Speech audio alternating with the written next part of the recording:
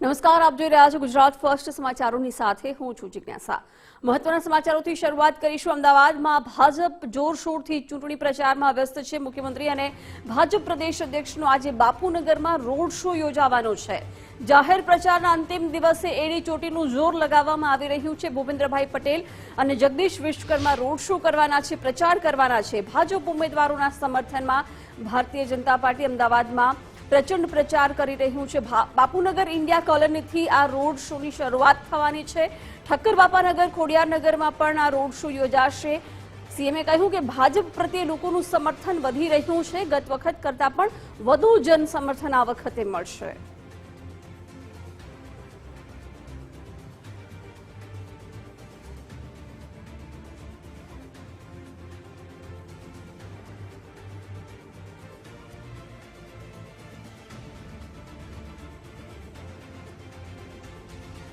સ્થાનિક સ્વરાજ્યની ચૂંટણીના પ્રચારનો આજે અંતિમ દિવસ છે, ત્યારે અમદાવાદની અંદર પ્રદેશ પ્રમુખ અને સીએમ ભૂપેન્દ્ર પટેલનો ભવ્યાથી ભવ્ય રોડ શો છે, જે અમદાવાદના પૂર્વ વિસ્તારોની અંદર યોજવામાં આવી રહ્યો છે।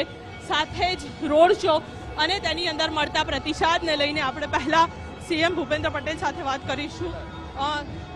સાહેબ, જે પ્રકારેનો ભવ્ય પ્રતિસાદ મળી રહ્યો છે, શું કહેશો સ્થાનિક સ્વરાજ્યની ચૂંટણીને?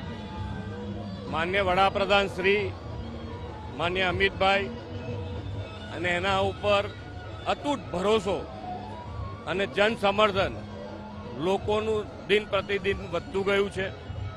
આ વખતની સ્થાનિક સ્વરાજ્યની ચૂંટણીમાં પણ જે ગયે વખતનું પરિણામ હતું એના કરતાં પણ વધુ સારું ભારતીય જનતા પાર્ટી જન સમર્થન મેળવશે।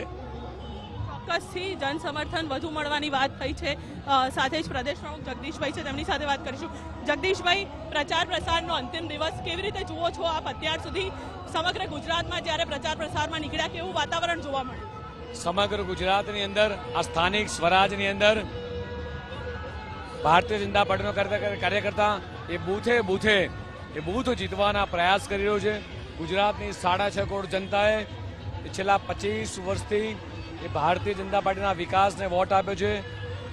દેશના યશસ્વી પ્રધાનમંત્રી માનનીય મોદી સાહેબે જે વિકાસની રાજનીતિની ભેટ એ ગુજરાતને આપી હતી અને એ જ આ વિકાસની રાજનીતિ માનનીય ભૂપેન્દ્ર પટેલ પણ આગળ વધારી રહ્યા, ત્યારે આગામી દિવસોમાં આ સ્થાનિક સ્વરાજની ચૂંટણીમાં એ ગુજરાતની અંદર ભવ્યથી ભવ્ય વિજય એ ભારતીય જનતા પાર્ટીનો ભગવો લહેરાશે। જગદીશભાઈ, ખાસ અમદાવાદ ઉપર હું ફોકસ કરીશ, કારણ કે આર્થિક રાજધાની અમદાવાદ છે। અમદાવાદની અંદર કેવો માહોલ જોવા મળી રહ્યો છે આ વખતે? ગત વખતે 160 બેઠકો મળી હતી ત્યારે આપ જોઈ રહ્યા છો કે જે રીતે રોડ શો છે, ગરમીનો સમય છે, સવારે 10-11 વાગે જે રીતે આખા પૂર્વ પટ્ટામાં પ્રજા મહેરામણ માન્ય ભૂપેન્દ્રભાઈને આશીર્વાદ આપવા માટે ભારતીય જનતા પાર્ટીના આશીર્વાદ જે રીતે પ્રજા બહાર આવી છે, આપ જોઈ રહ્યો છો આ જ માહોલ એ ગત વખત કરતાં પણ સારા પરિણામ એ આ વખતે આવશે। ચોક્કસથી તો ગત વખત કરતાં સારા પરિણામની વાતો થઈ રહી છે। અમદાવાદ શહેરની અંદર આ ભવ્યાથી ભવ્ય રોડ શો અને ગત વખત કરતાં પણ સારું પરિણામ માત્ર અમદાવાદમાં નહીં પરંતુ સમગ્ર ગુજરાતમાં આવશે તેવું પ્રદેશ પ્રમુખ અને મુખ્યમંત્રીનું માનવું છે। કેમેરામેન વિકી ઠાકોર સાથે રીમા દોશી, ગુજરાત ફર્સ્ટ, અમદાવાદ।